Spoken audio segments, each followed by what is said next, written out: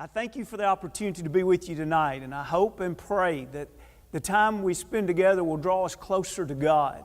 When we think about families, we think about the very core structure of how God decided to build society and even the church. Out of all the ways that He could describe the church, He oftentimes used words that describe family. He is introduced to us as our Heavenly Father. Christ is called our brother.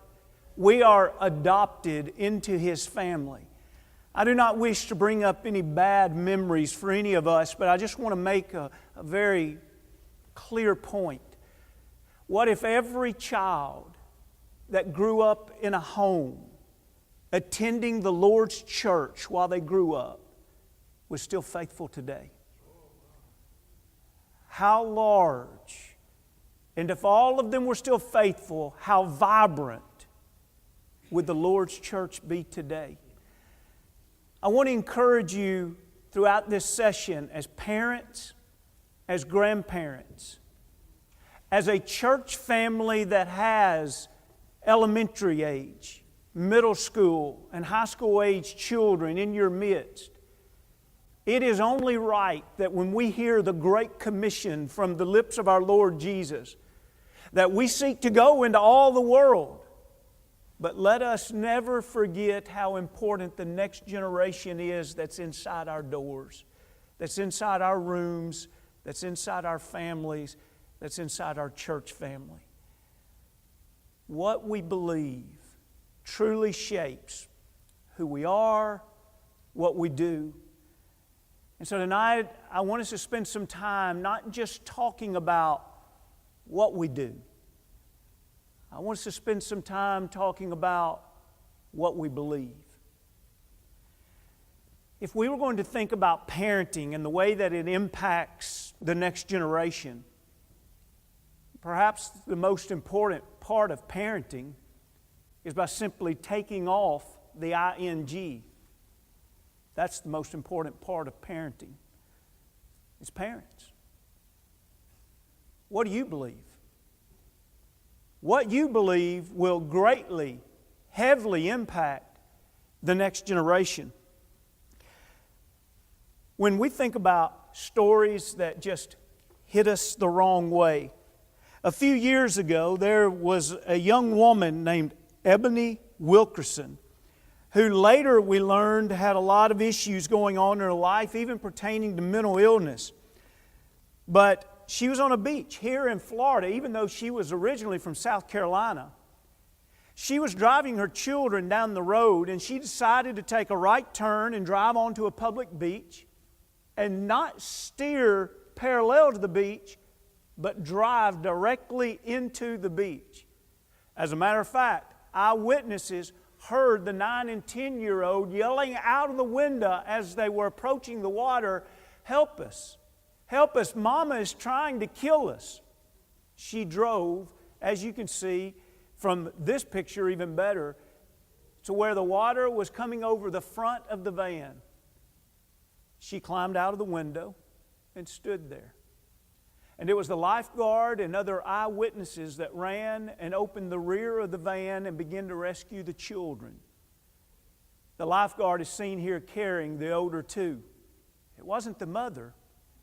It was the older two children that told the other adults there, "There's still a 3-year-old in the van." And they ran back, and just in time, they rescued the 3-year-old also. Why does that story concern us, bother us? Why does it cause us to pause and take notice? Why is it that those particular stories, you don't just turn the television very quickly, but you linger for a few moments to hear what happened? Is everybody okay? One of the reasons is because it involves one of the most precious gifts that God gives us, the gift of children. But second, it captures our attention because it's the very one that we expect to nurture and protect is the one that is harming the children. But now let's think about it from a spiritual standpoint. From a spiritual standpoint, how well are we doing at nurturing and providing, or how much harming is taking place through neglect. What if we could see spiritual neglect today in the same way we see physical neglect in the lives of children? How irritated do we become? How much do we put our foot down and say, somebody's got to do something, when a child is being neglected and malnurtured physically? But how many of us will allow our next door neighbor's children that we know are not being nurtured spiritually, and we don't do anything? Do you realize how many faithful Christians there are today because someone loved them enough to invite them and give them a ride to church 3 times a week the entire time that they were growing up? That happens because there are Christians that are determined to not know children that are starving spiritually, they're neglected spiritually, without doing something about it. I hope that you'll give consideration to the children that live around you, and I hope that you would make a commitment to do everything that you can do to bring them closer to the Lord. But let's think for a moment about your children. The children that might be in your home. Between birth and 18 years of age, there are about 58,200 waking hours. Now, if we back out the 3,700 so hours that they might spend in worship and in Bible class, that backs it down to about 54,456 hours. Now, as we think about that, I ask you to think, what do you do during those times? Parents, are your children neglected spiritually during those times, or are they nourished spiritually? But now for just a moment, I also don't want you to just think about what we do.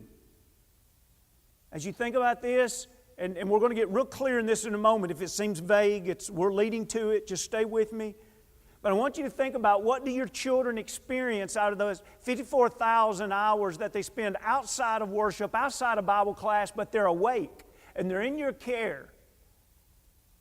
What do they experience because of who you are, because of what you believe? Now, let's go ahead and make a very clear point here, a disclaimer. We can raise children in the way that they should go, but now when they're an adult, they're going to have to make a decision if they're going to serve the Lord. If we didn't believe in that, we'd believe in once saved, always saved. You just start them out right in their teenage years, and they have to be a Christian the rest of their life. I would guess that all of us have seen individuals that were given the right background that have decided in their life to not follow. I know it's not an exact parallel to what we're talking about, but when I think about this, I can't help but think of one of the most famous women on the face of this earth today. She's made more money in the entertainment industry year after year than most anyone alive today. Her stage name is Katy Perry. Her parents, Keith and Mary Hudson, do not agree with her life at all. Her dad is recorded as saying that he went to one of her concerts that was outdoor, and he stood back on the hill and he watched thousands upon thousands of people cheer and stand and sing and sway. And he said that he cried and cried and cried. Because you see, she was raised going to church 3 times a week. She didn't miss Bible camps, retreats. They had devotionals in their home. And she lives a very, very different life than the faith in which she was reared. Yes, it's a reality that we all have to choose. But still, I ask you, what are we offering to our children? Because most children, when both parents believe the right things about God, the percentage gets up as high as 90%, remain faithful in the Lord's church. The proper focus to raise children that love the church is for the parents to focus on the Lord and for their life to be a godly influence in all that they do and for their actions to show the children God. A few years ago, I saw a simple illustration that was this pyramid of life was the idea. And as I got to looking at this and studying it over, I got to thinking about the book of Ephesians, and I got to thinking about the book of Colossians, and I got to thinking about spiritual life. And for me, it was one of those aha moments that kind of changed the way I approached a lot of my study in Scripture so far as applying it to my life. I want you to notice here that there is a line between the very top of the pyramid and the second layer there. And you notice that dotted line says all the things above are visible and all the things below are invisible. As parents, how much time do we spend talking with our children about the things that are visible, and how much time do we spend talking with our children about the things that are not visible? Bible class teachers, elders and deacons and preachers, how much time do we spend talking about the actions of people? We talk to the teenagers and we talk to them about their actions. But now let's pause for a moment and see the foolishness of that if it's void of the other two most important parts. You realize no action is an island to itself. Every action is connected to a value system. And values are not islands to themselves. Every value is connected to a belief. You want to change someone's action? Long term, you have to change their beliefs.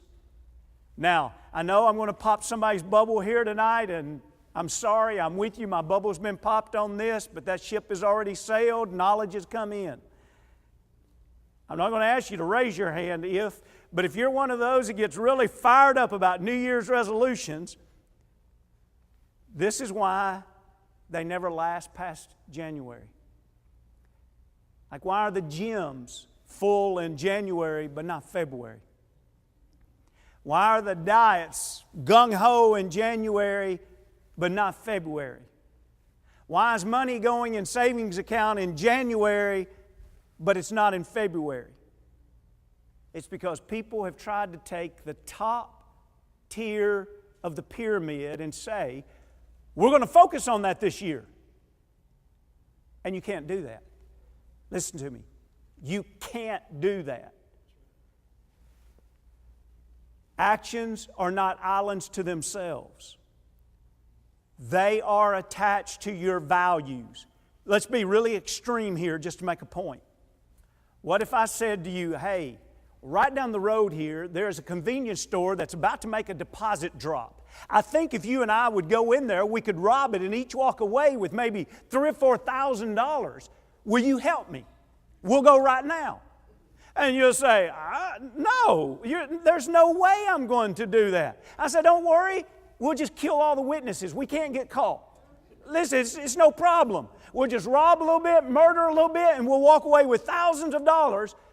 So now are you with me? He said, listen, you can do all the talking you want. There is no way you're going to convince me to go rob a store and murder the witnesses. And I just ask you why. We've described two actions that you say there is no way you'll do them. Why? You have a value system that is against those two things. And your value system, now you've got to figure this out. Does your value system just go down to a patriotic system? Well, I believe that what made America great was people being honest, and so I'm just not going to do that. Or does your value system go down? See, it's what you believe. It always goes back to what you believe. Maybe you say, well, you know, I just come from a good family, and my grandparents wouldn't have done that. My mom and dad wouldn't do that. We're just good neighbors. We're good people, and we wouldn't do that. Or is your value system, I know what God has said about this.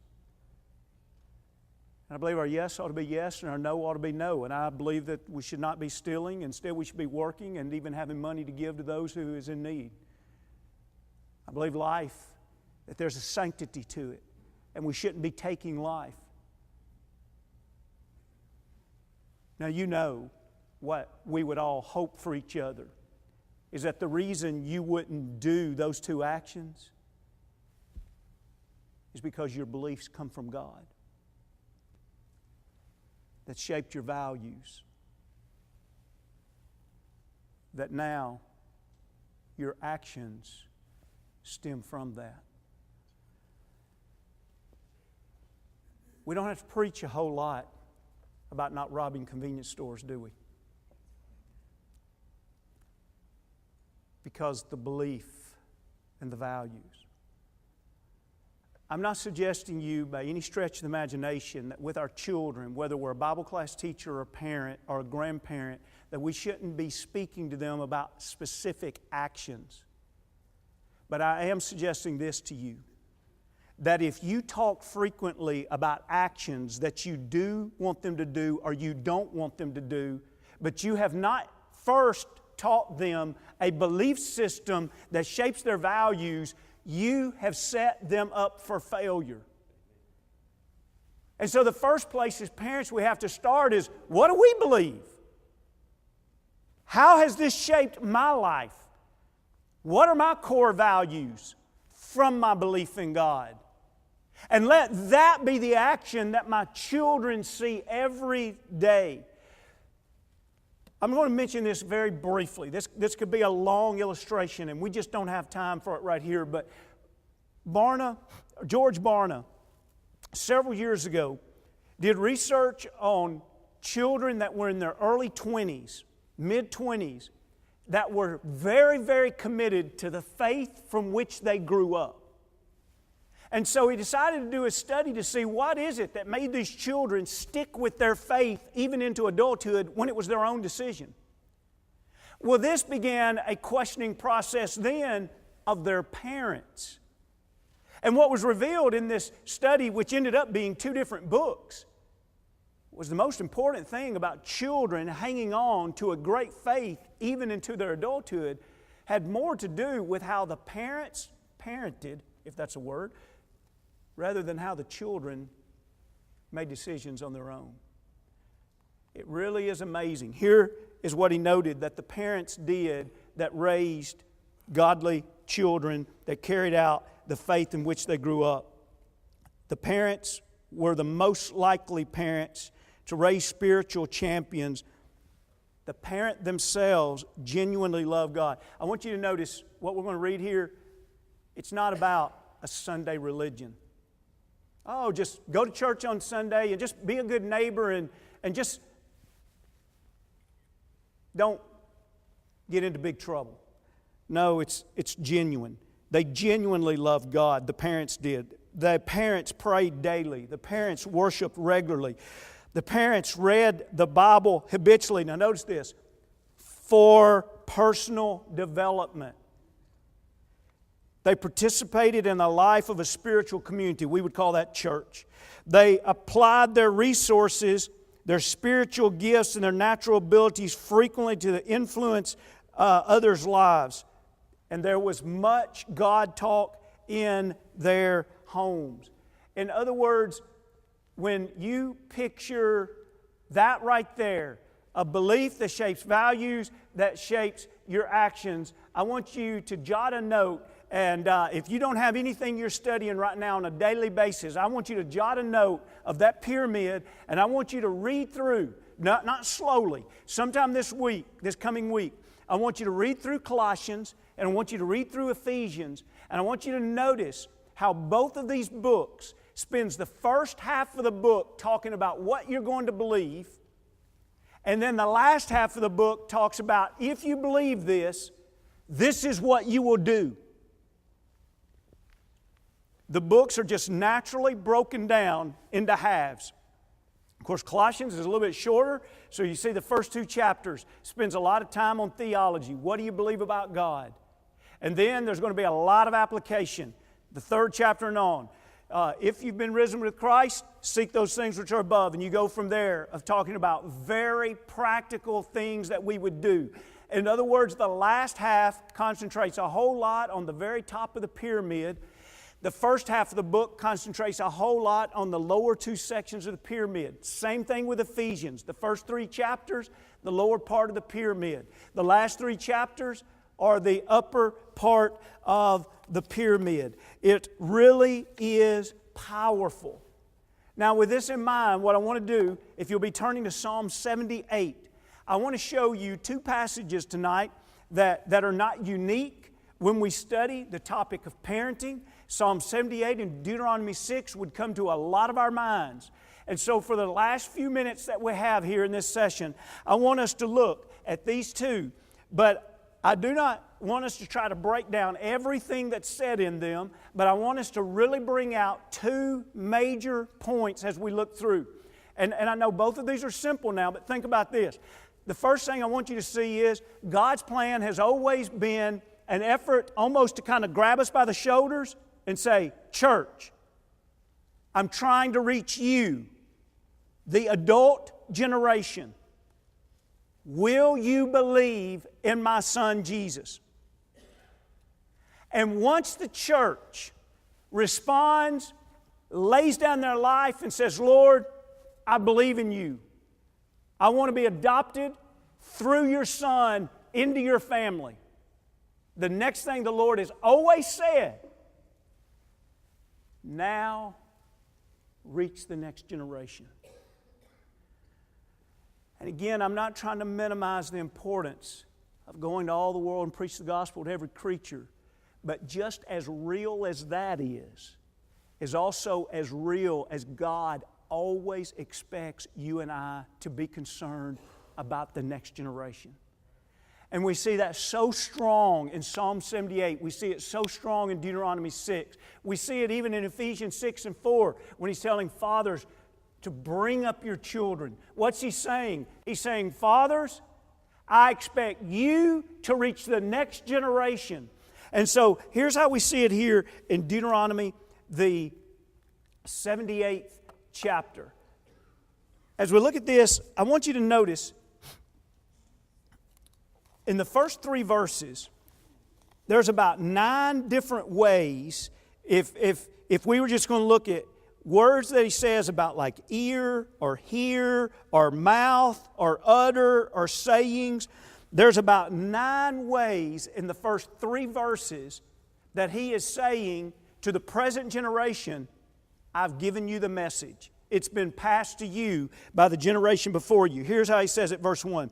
Give ear, O my people, to my law. Incline your ears to the words of my mouth. I will open my mouth in a parable. I'll utter dark sayings of old, which we have heard and known, and where'd they get it? Our fathers have told us. Can you emphasize it any more than what he's emphasized in those 3 verses? 9 times he's saying, my message has come to you. My message has been said to you. My message, your fathers has given this message to you. Okay, Lord, I hear you. What do you want me to do with it? Verse 4. We will not hide them from their children. Let that simmer. We will not hide them from their children. Telling the generation to come, act right. That's not what he said, is it? What do we tell the next generation? Dads and moms, grandparents, when's the last time you've sat down and this is what you told the next generation? High school, middle school teachers, when's the last time you sat down and this is what you told the next generation? Telling the generation to come the praises of the Lord and His strength and His wonderful works that He has done.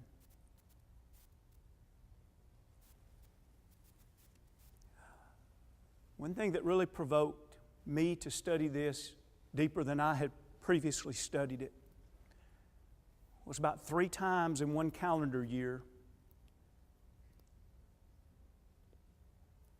I heard of a young person about 17, 18, 19, or 20 years old that had grown up hearing my preaching,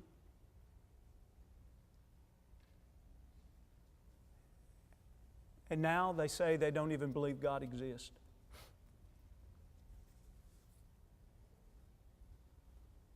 And so through a broken heart, I began to evaluate myself. How is it that I could preach every Sunday morning and every Sunday night, and even from time to time teach the high school class, and someone could grow up and say, "You never convinced me. I don't think He exists."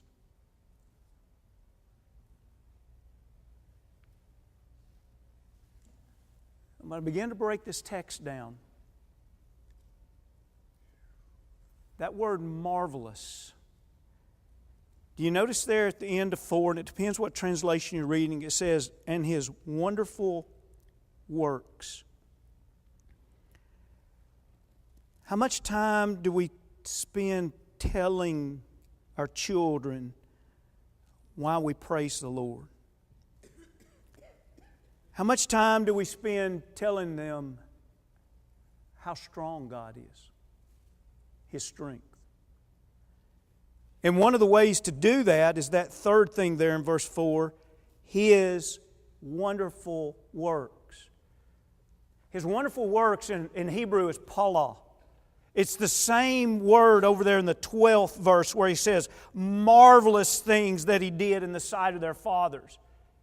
And we're not finished this. I just want you to see where he's going. And the text is going to explain itself here. But I just want you to see this. And again, I don't want you to think, wow, this preacher's lost it. He doesn't think we ought to talk to our kids about what you shouldn't do and what you should.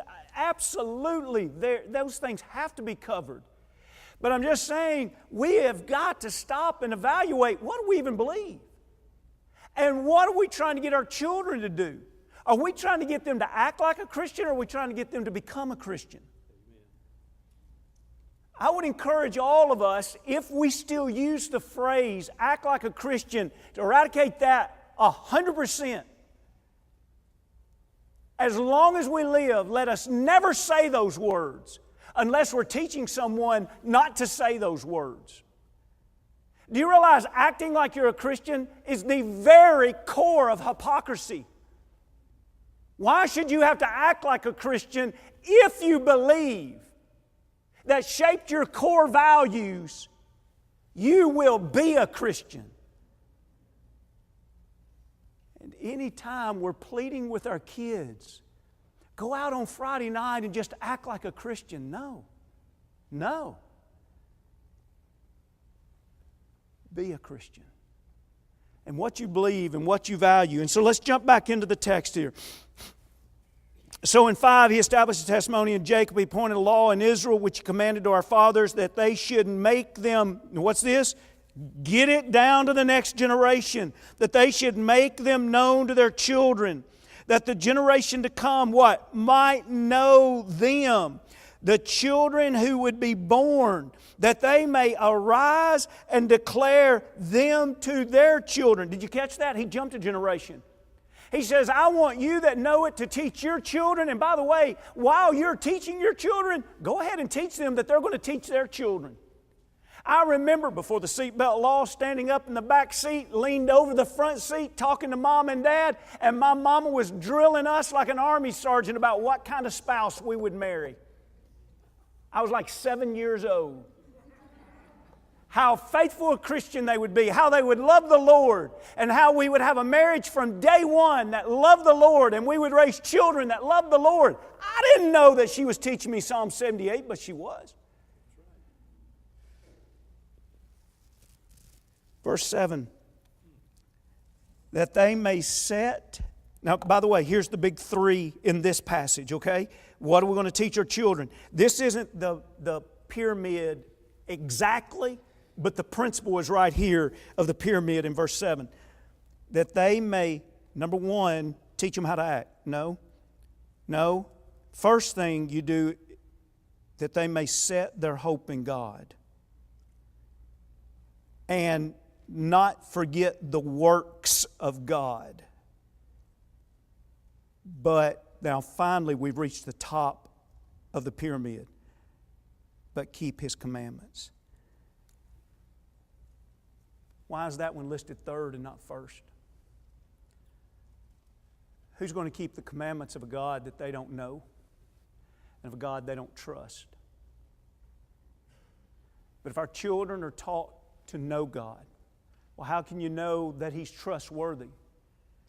Tell me of the great works that He's done.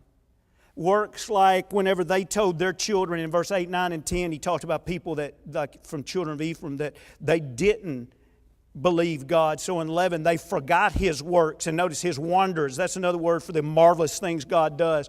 But then in verse 12, here's what we should remember. This is what Israel should remember. He says, marvelous things that He did in the sight of their fathers in the land of Egypt. He's saying, this is what I want you to teach your children. I want you to teach them about how great God is. I want you to teach them that you can trust God. I want you to teach them how powerful God is. Verse 13, He does things like this. He divided the sea and caused them to pass through, and He made the waters stand up like a heap. And then notice how He guided them. In the daytime He led them with a cloud, and the night with a light of fire. Notice how He provided. 15, He split the rocks in the wilderness. He gave them drink in abundance like the depths. And He also brought streams out of the rocks, and He caused waters to run down like the rivers. What is He saying here? He's saying, have you told your children how marvelous Paula's idea of so distinguished, so set apart? It's like a wonder. It's like a miracle. Your average person can't do this. The only people that can do things, or the only one that can do things this grand and this big. It's like Nicodemus saying, you must be from God. Does our children know God? So strong, so marvelous, that it's just natural we praise Him. And here the children of Israel, He's throwing it out and He's saying, I've taught you, this present generation. Reach back and teach your children and teach them to teach your children. God, what do you want us to teach them? I want you to teach them of, you can put your hope in me. Right there, think this way, you can trust me. I don't know, God, I face some big things in life. I face some tough issues. I'm bigger than anything you face. You can trust me. Put your hope in me. And if you need to be reminded, get your parents to teach you of all the works that I have done, and you will draw this conclusion. I trust God. And when you get there, then get your parents to teach you my commandments. And you show me a 17-year-old that they believe who God truly is. They know the works that He's done. They trust Him with all their heart. The top of that pyramid is going to be pretty easy for them.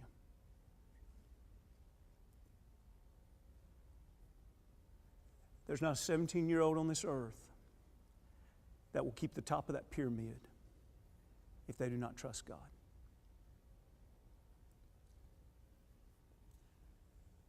Now,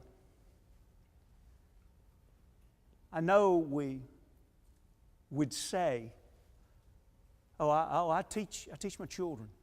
I teach them to trust God.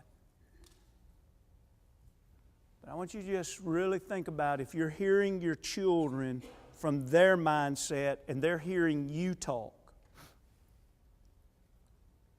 which one do they hear that you really trust? You know, like when you speak with urgency, when you speak with great importance, when you speak deep desires of your heart, do they hear about your trust in God? Or do they hear about your trust in education? Do they hear about your trust in physical fitness? Do they hear about your trust and just a focus and a determination that nobody can quench? Or do they hear about your trust in monetary worth? Do they hear about your trust getting the right job at the right place? Listen here, son. Listen here, daughter. You got to get that scholarship. Because let me tell you, you get that scholarship, you can go to the school, and if you go to that school, nobody can take your education away from you. If you do good there, you're going to get on at this company. If you do there, in a matter of time, you'll be making 6 digits. And let me tell you something, you get your education, you get your experience, let me tell you, you're set for life. Really? Really, that's what you put your trust in. Hey, as long as my kid does that, we're doing good. And then we get in a church setting and we start backpedaling. And, well, I don't mean really. I'm just saying I want him to do it. Well, which way do we want it to be? Where do you place your trust? Are you content for your child to dig ditches?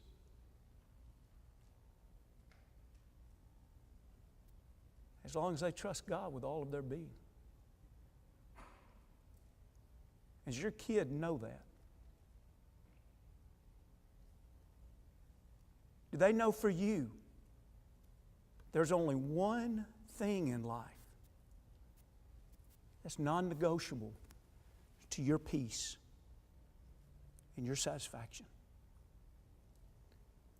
And you can echo the words of the great Apostle Paul, to know that my children walk in truth.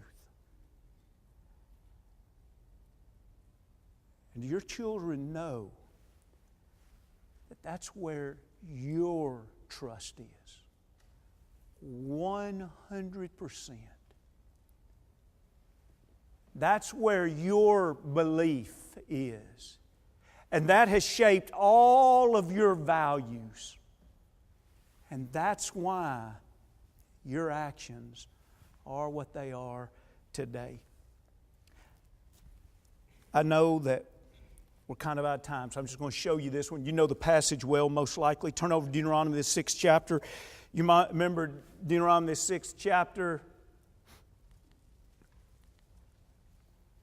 Deuteronomy, the 6th chapter, we usually, when we're speaking about parenting, or maybe I should say I do, I can't speak for all of you, you may not do this, but for years I would speak about parenting or about children, teaching children. I'd go to Deuteronomy 6, and for the most part I would camp out in verse 7. You shall teach them diligently to your children, and shall talk them when you sit in your house, when you walk by the way, and when you lie down, and when you rise up. And that's a great passage, and there's so much that should instruct us as parents. But do you realize the first 6 verses, what he's doing is he's speaking to the present generation. And he's speaking to the present generation like in verse 2, do you fear God? Or in verse 3, are you willing to hear, O Israel, to observe carefully? Do you believe, the last part of verse 3, the promises that God makes to you? Do you trust His promises? In verse 5, do you love the Lord your God with all of your soul, all of your heart, all of your soul, and all of your strength? And are these words which I command you today, are they in your heart? Think about 2, 3, and 4 or 5 there. Fear, hear, and love. Why? Because in verse 6, they're supposed to be in our heart. Is that where we are as the adult generation? I fear God with all of my being. I want to hear anything that God says, not because I worship the top of the pyramid. I don't worship the commandments of God. I worship God who gives those commandments. God, if you speak, I want to hear you because I believe in you. Lord, I trust you. You say it, and that's my value system. Give your commandments, and I will hear. How much do you trust me?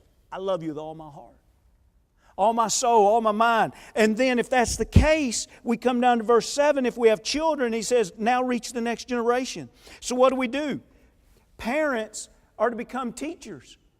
They are to be teachers that help children learn, and this learning is to be of great diligence. Now, the task of diligence kind of comes from two angles.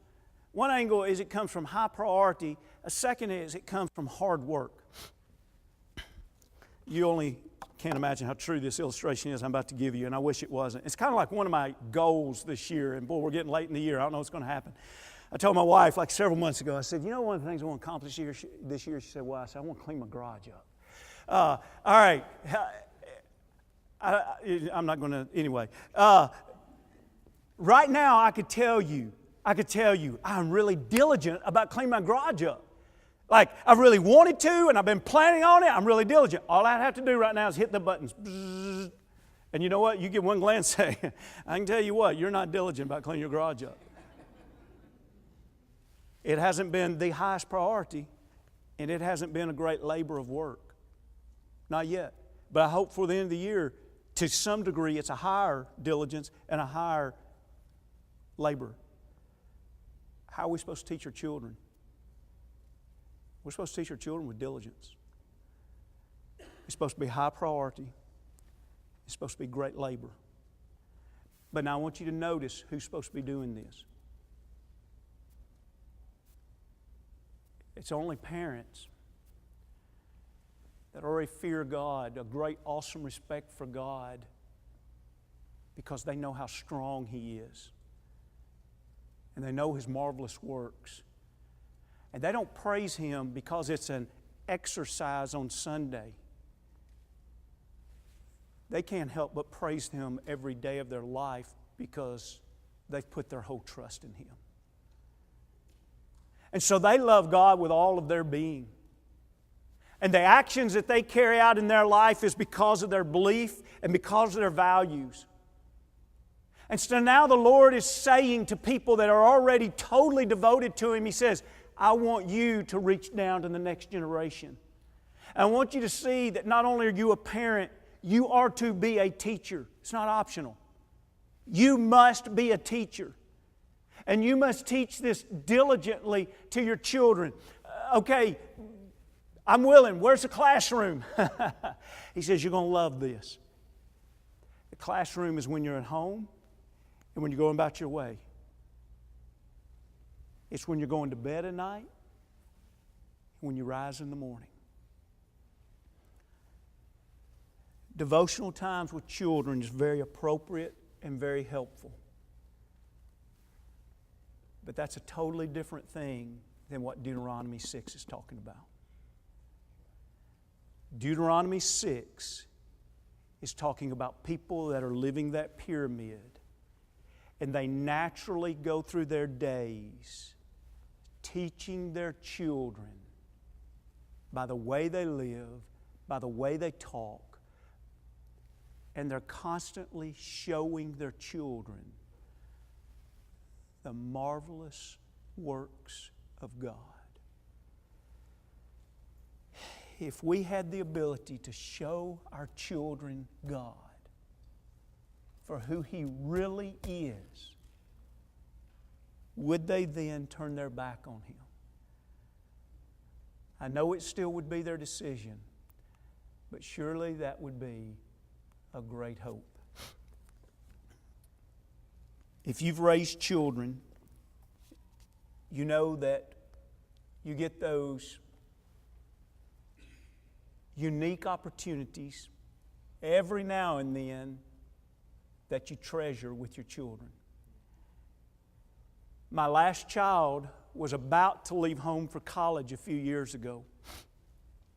And I came in late, and I was telling somebody just the other day, I learned when my kids got to be older high school students, I kind of went through that late 20s, early 30s things of saying, like so many say, I don't know how I did that back in college, where you went to bed really late and got up, and operated on little sleep, and boy, I could never do that again. Well, when my kids got to be in late high school, I realized if I was going to keep a close relationship with them, I was going to have to figure out how to get back on that schedule again. Because if you want your kids that are 16, 17, 18 to talk with you, you just hang out with them about 10:30 or 11 and they'll just pipe up. Like it just all of a sudden their mouth starts opening.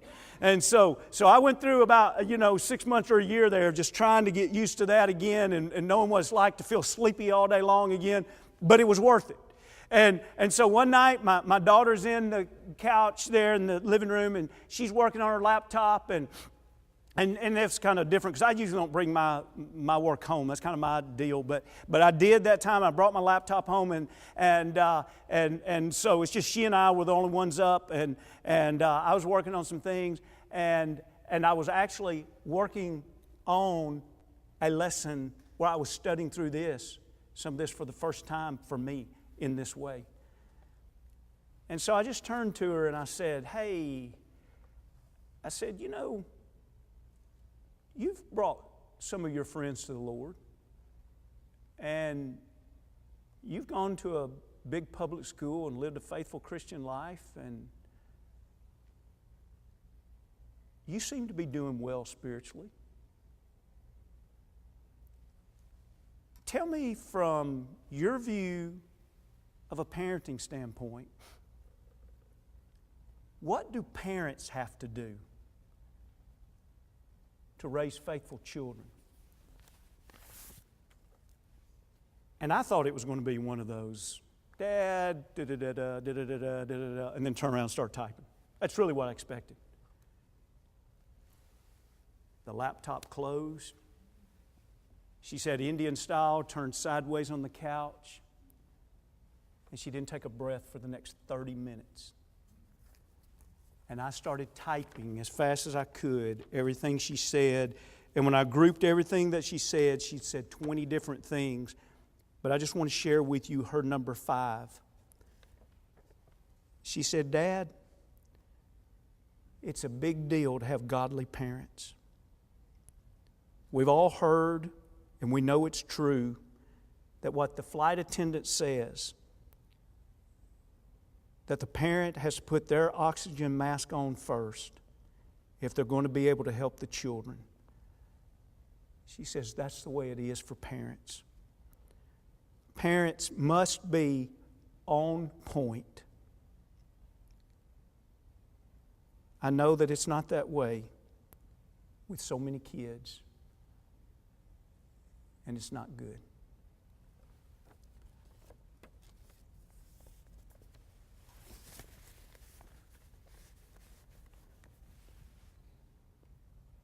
I said to you in the beginning, I'm not asking you to live with regret. But I am asking you today to live with the Lord.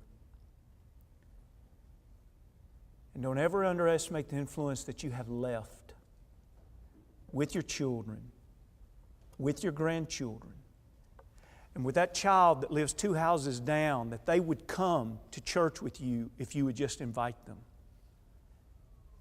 And you may be a parent to them that they will never have, a spiritual parent. And in some ways, you may be able to offer them more than what you even offered your own children.